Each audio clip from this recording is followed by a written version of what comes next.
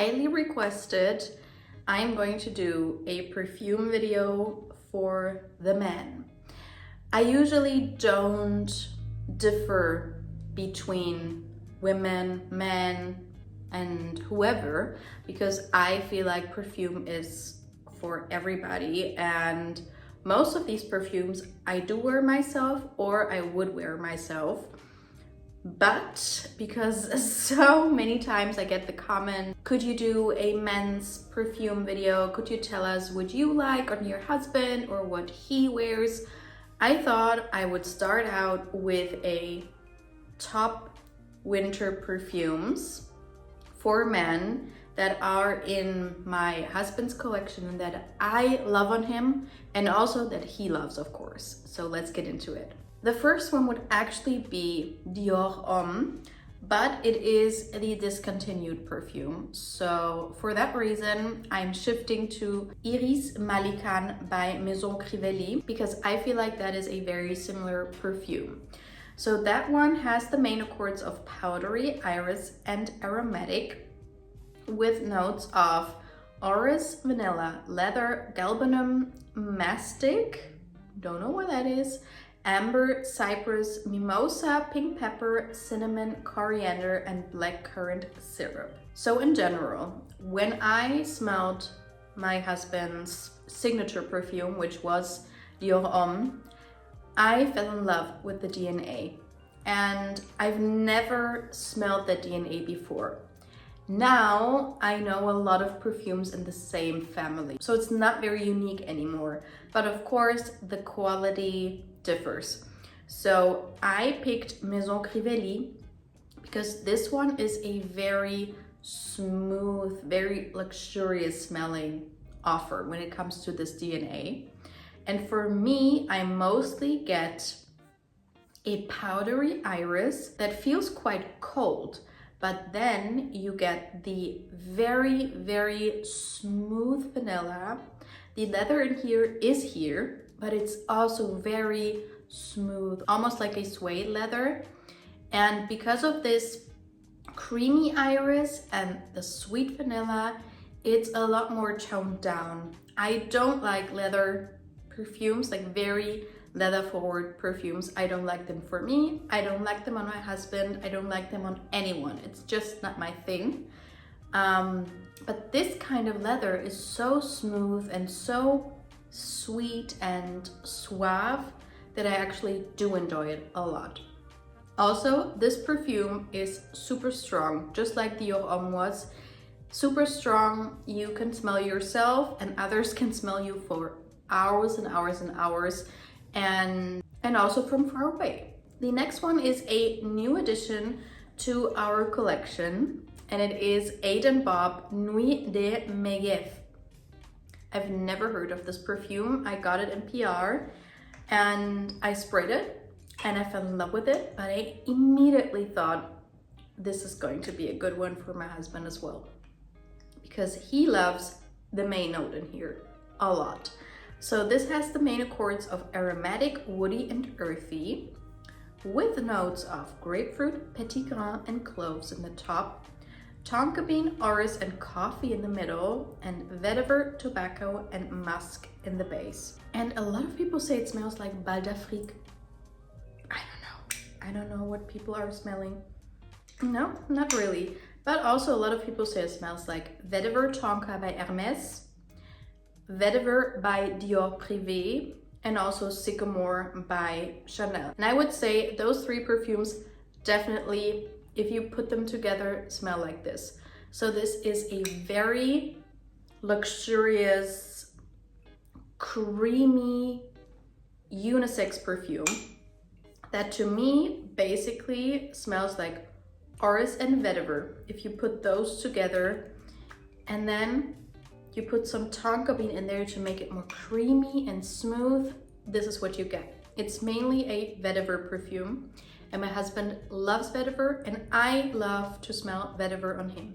Of course, vetiver is a note that can be like this or like that. In here, you do get that earthiness and it's a little bit green, but also very seductive and quite smooth and creamy. Also, of course, because of the orris, which gives it this powdery acid to it, makes it more serious.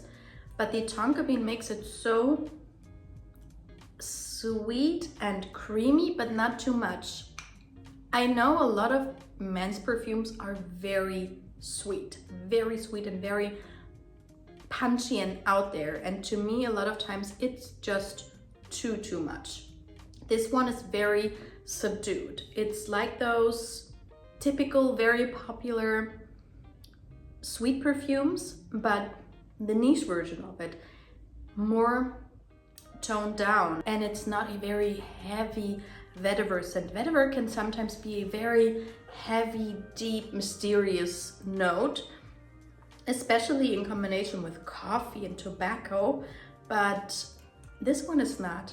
And the coffee and the cloves, for me, just make it a tiny bit spicy, but not too much. Also, the longevity is quite good. I would say 5 to 6 hours, and the sillage is moderate. Then we have one of my favorite perfumes from Frederic Malle. I think this perfume house is not talked about that much anymore. I feel like 4 or 5 years ago, this perfume house was so hyped up, and then it was a little bit quiet.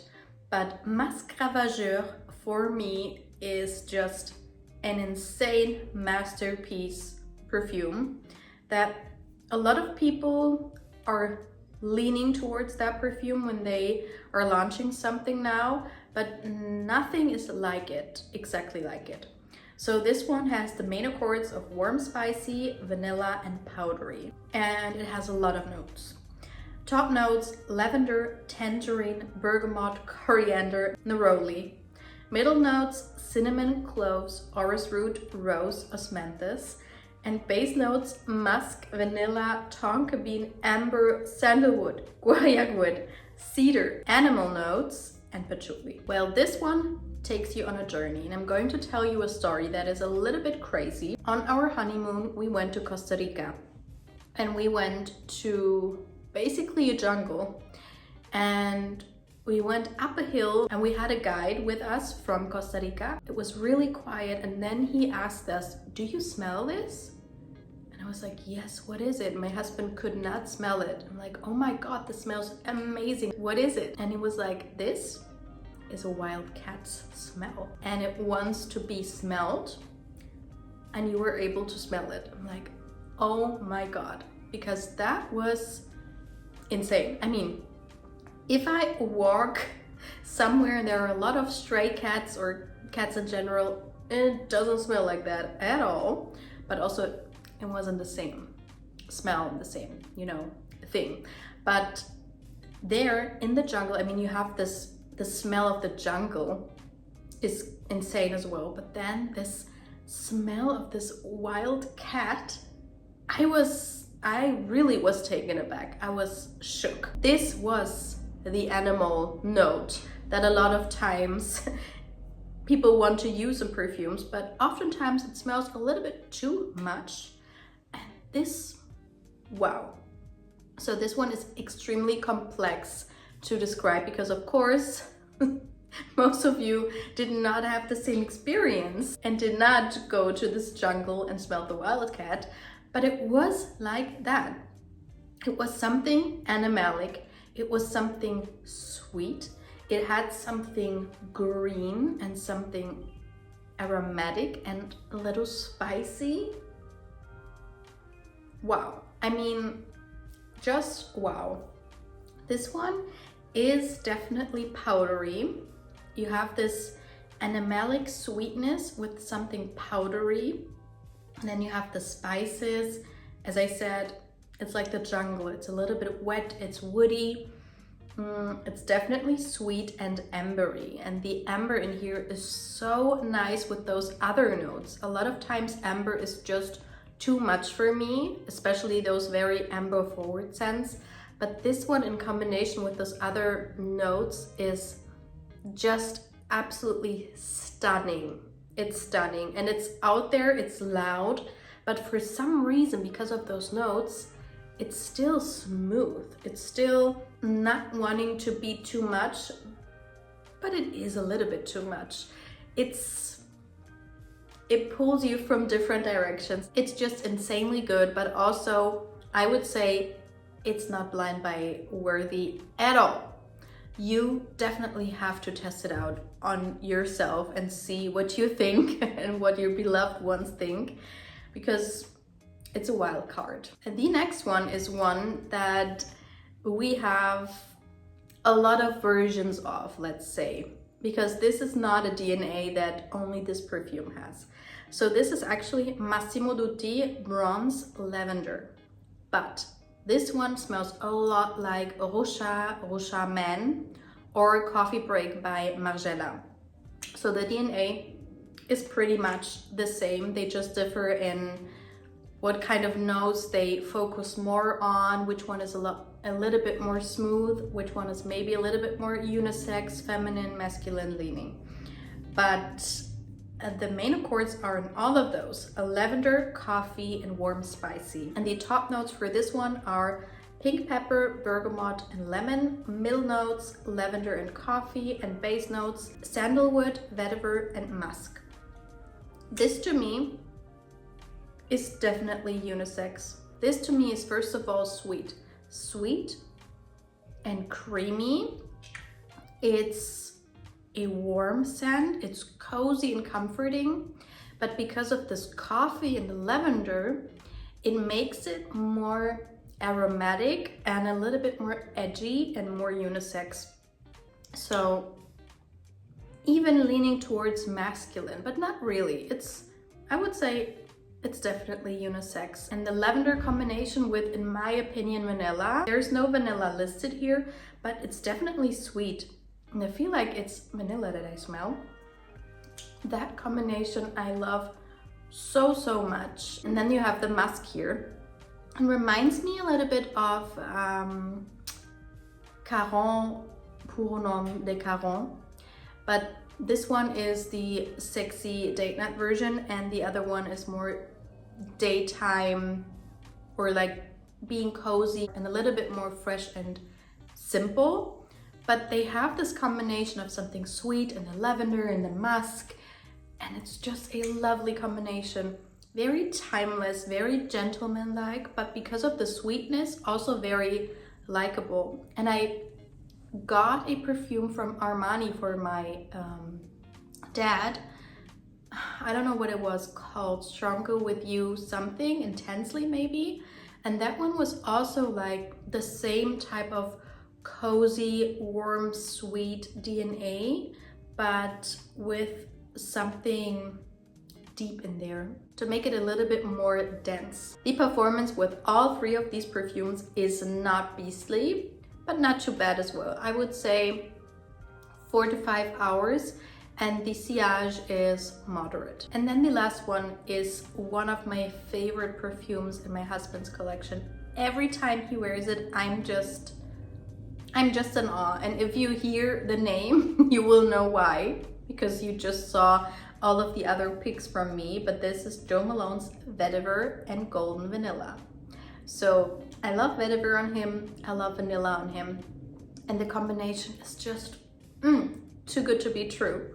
So the main accords are aromatic, vanilla, and warm spicy, and it just has a couple of notes: vanilla, vetiver, cardamom, tea, and grapefruit.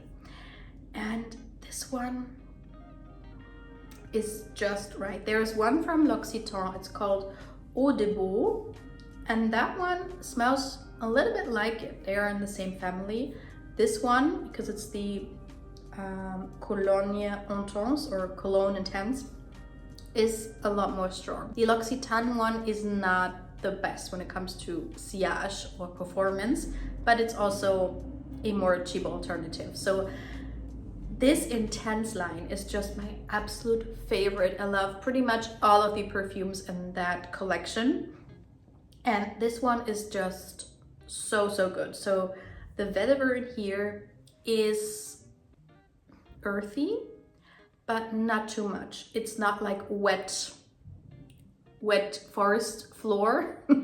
It's not too crazy and too niche. It's actually very smooth and there's a lot of vanilla in here. But because of the tea and the grapefruit and also because of the cardamom, it's actually uplifted. It's creamy, it's earthy, but then it gets this freshness and it like blooms. You have this cardamom, which is spicy, but it's also fresh and it can be quite smooth and creamy at the same time. Almost like a creamy floral that is a little bit spicy. And for that reason, this perfume, it's not like I've never smelled anything like it, but at the same time, my husband has nothing like it in his collection and I just adore it. He knows it, he loves it as well, but he knows I love this perfume. Jo Malone has not the best reputation when it comes to the performance, but this one definitely has a lasting power, I would say, of 6 to 7 hours with moderate sillage. So these were some of my picks for winter fragrances for men. I, of course, would have a lot more, but I did not want to make this video too long. So if you have any more suggestions for me, please leave a comment. Also, let me know how you like this video, if this is what you wanted from me, I hope so. And also, do not forget, all of my videos are for everyone. So it's not just for women, it's for whoever wants to try those. So, bye-bye.